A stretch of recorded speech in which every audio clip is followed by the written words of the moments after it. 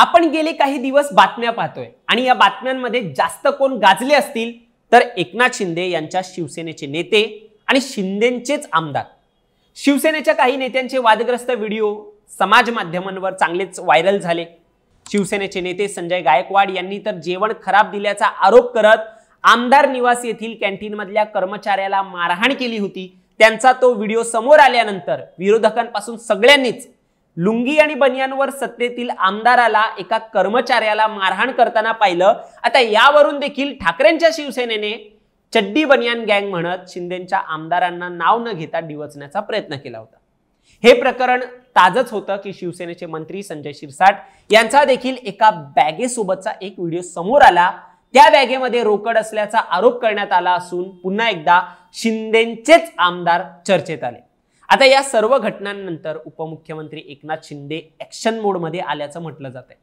त्यांचेच आमदार असे कसे चर्चेत येत आहेत आणि ऐन अधिवेशनाच्या काळात शिंदे गटावर टीका करण्यासाठी विरोधकांना आयतं कोलीत देखील मिळतंय, ते कसं मिळतंय? या सर्व पार्श्वभूमीवर आता एकनाथ शिंदेंनी आपल्या आमदार आणि मंत्र्यांना कान पिचक्या दिल्याची माहिती समोर आली आहे। व्हायरल व्हिडिओच्या आणि आमदारांच्या या प्रकरणांवर एकनाथ शिंदे यांनी काय म्हटलंय हे आपण या व्हिडिओच्या माध्यमातून सविस्तर पाहणार आहोत।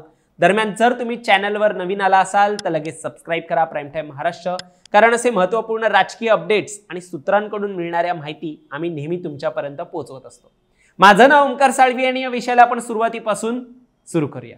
तर माहिती मिळते की शिवसेना शिंदे गटाची एक काल महत्त्वाची बैठक पार पडली। या बैठकीला वादग्रस्त मंत्री आणि आमदार देखील उपस्थित होते।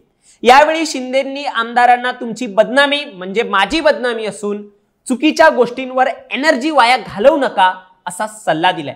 नक्की ते सविस्तर काय म्हणाले तर गेल्या काही दिवसांमध्ये काही गोष्टी घडल्या। हे स्वतः आता एकनाथ शिंदे काय काय म्हणाले ते मी तुम्हाला सांगतोय। गेल्या काही दिवसांमध्ये काही गोष्टी घडल्या।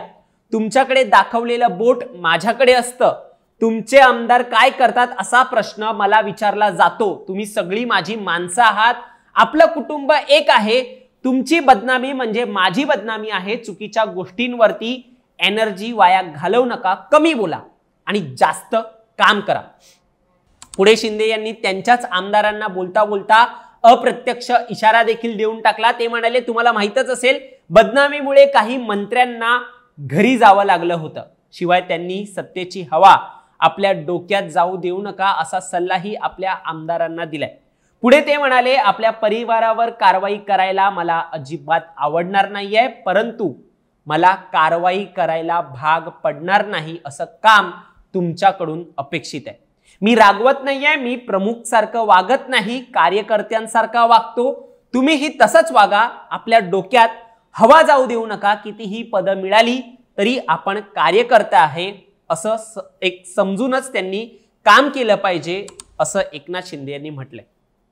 शिंदे यांनी त्यांना जे विधानसभेत यश मिळालंय आणि त्यांची सत्ता आली आहे त्यावर भाष्य करताना म्हटलं, आपल्याला कमी वेळेमध्ये जास्त यश मिळाल्यामुळे लोक आपल्या पाठीशी आहेत, त्यामुळेच बदनामीचा डाव रचला जातोय।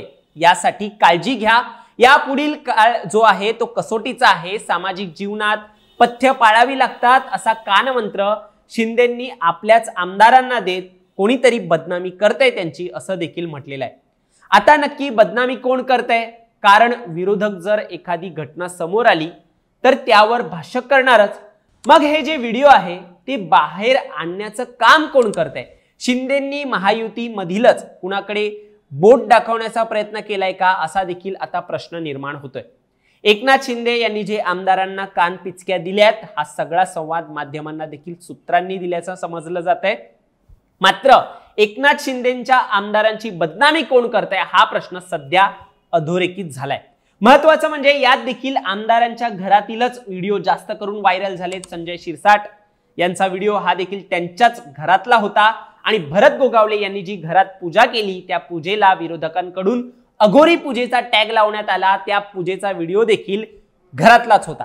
आता एकनाथ शिंदे यांनी दिलेला इशारा पाहता यावर पुढे काय होतंय हे पाहण्यासारखं असेल। मात्र या संपूर्ण प्रकरणात तुमचं मत काय आहे हे तुम्ही देखील आम्हाला कमेंटमध्ये नक्की सांगा आणि असेच राजकीय अपडेट्स पाहण्यासाठी सबस्क्राइब करा प्राईम टाइम महाराष्ट्रला। धन्यवाद।